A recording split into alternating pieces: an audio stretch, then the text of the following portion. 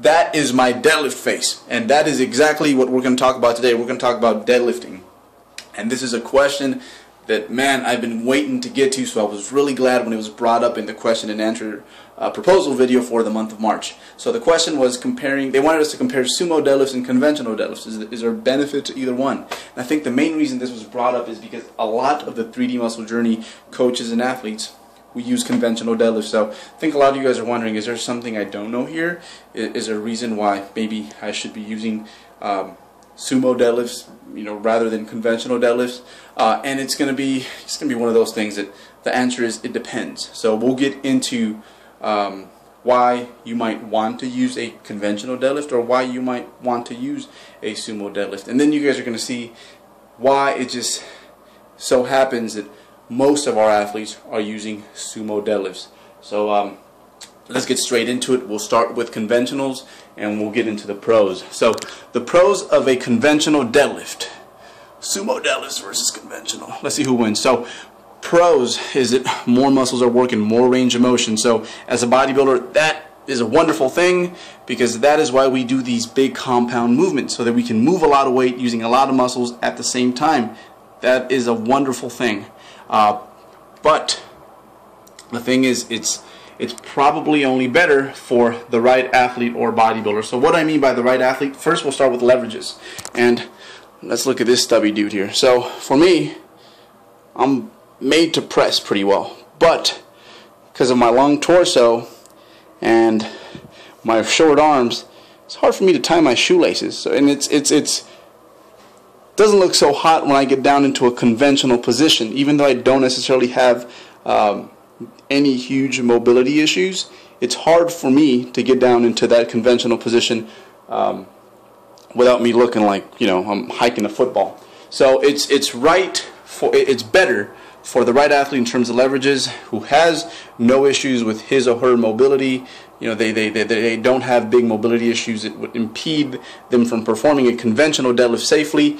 And then finally, they understand the technique and they know how to execute a good conventional deadlift.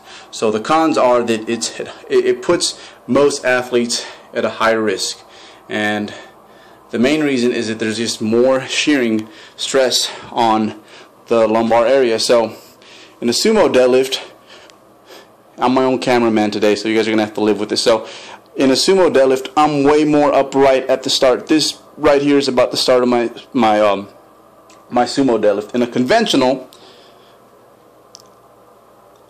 I have to lean forward quite a bit more. So there's a lot more structural stress going on in my lumbar area. So it's definitely somewhat more high risk for the majority of athletes out there. And then finally, it's just a more complicated movement, more range of motion, more things can go wrong. So it's really hard to teach someone how to perform. Well, it's harder than a sumo deadlift. It's harder to teach someone how to perform a conventional deadlift, and it's certainly harder to teach yourself how to perform a conventional deadlift correctly. So yeah, this bad boy, while there's a lot of reward involved, it's hard to get it right, or harder than the sumo deadlift anyways. So the pros for the sumo deadlift is less range of motion, which is actually a con too. So less range of motion definitely means that less muscles are working, but it means that less crap can go wrong. So that's the first pro for the sumo deadlift. And then this is my favorite one, is that it teaches you hip awareness. So here's the thing about hips. Why do hips matter? So hips, they are the powerhouse for performance. So when you see a boxer with some badass punching power, Mike Tyson didn't have this great punching power because he had these gnarly looking knuckles. No, a lot of it has to do with just how much energy he was able to transfer from his hips to his fist into someone's face. Same thing with anyone who's a wonderful leaper. It all starts with the hips. And the same thing goes for these big movements, the sumo deadlift, the squat, all that, the conventional deadlift. They are all powered by our hips. And the thing is, quite often you will get a lot of athletes who lack hip awareness, and on a conventional deadlift it can be hard to find. And then secondly, if you don't find it, bad things can happen. So the thing about the sumo deadlift is go into the mirror, you see your hips the whole time, or you're more aware as to what role they play in getting the bar up off the floor. So your hips aren't back here, your hips are right here. They're a bit more forward. And here's the big one. This is the big one that sold me. So I was having issues with that, that old weight room cue that we all hear, the knees out, okay? When I switched to a sumo deadlift, it completely cured that for me. So a lot of that has to do with the skin-on-skin contact that we have in between our legs when we pull a sumo deadlift. So it really helped me correct that. If my knee was caving in a slight bit, as soon as I felt that touch my arm, I'd bring it back out, and it really let me fire my glutes the way I intended them to on these big lifts. So sumo is a great tool for teaching hip awareness. And here's a cool thing is, even if you're a crappy conventional puller, if you learn to pull sumo and you get rather good at it, when you go back to conventional, you're going to see that it's not as crappy anymore because you have more hip awareness and hip strength. Not the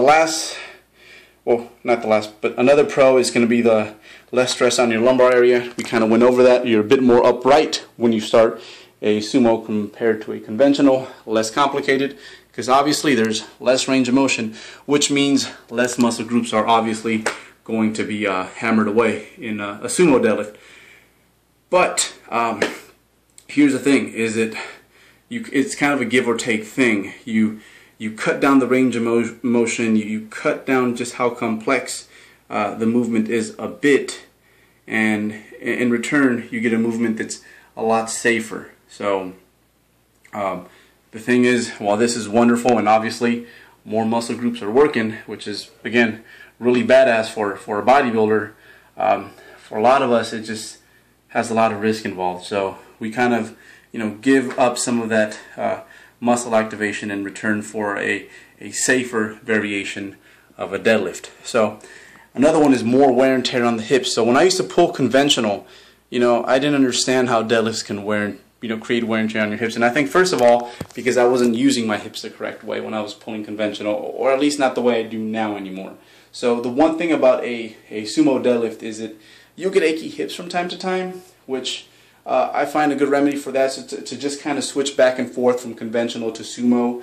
And again, if you pull sumo, even if you were a crappy conventional puller, you'll still kind of be a crappy conventional puller, but you'll be safe. You'll be safe when it comes to safer than you were before. So sometimes little breaks in between when it gets to the point where, okay, my hips are starting to become an issue sometimes, it's kind of nice to just have that option to use conventionals as a way to maintain some of my strength without having to give up deadlifting completely. So definitely a little bit more wear and tear in the hips, but of course we have a lot less wear and tear in the lumbar area. So it's kind of a pick your poison kind of deal.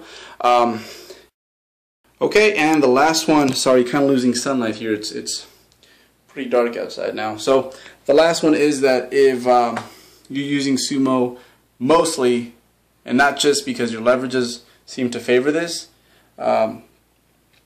because it lets you get away with a lackluster mobility, then that's a no-no. So I would suggest that if the main reason you went to a sumo deadlift is because you have issues moving, that you continue to work on those things, because eventually those kind of things will catch up to you.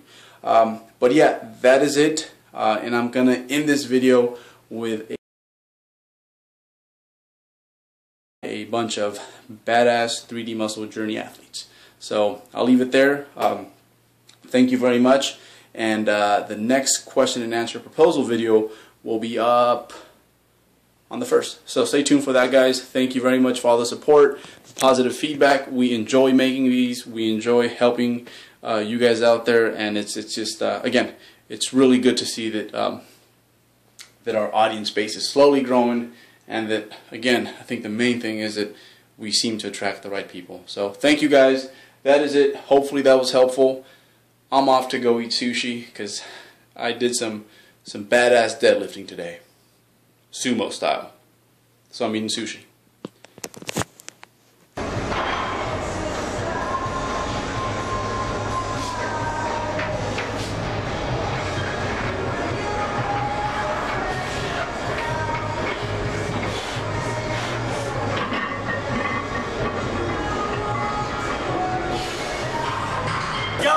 Keep it tight, babe. Speed. Up, hips, hips. Yes. They gotta fix up his weight. They need 1, 2, 3, 4, 5. Because Brad's delegating people to get all his weight up in there. So there. Now what? Damn, this is all worth the wait, boys. Go.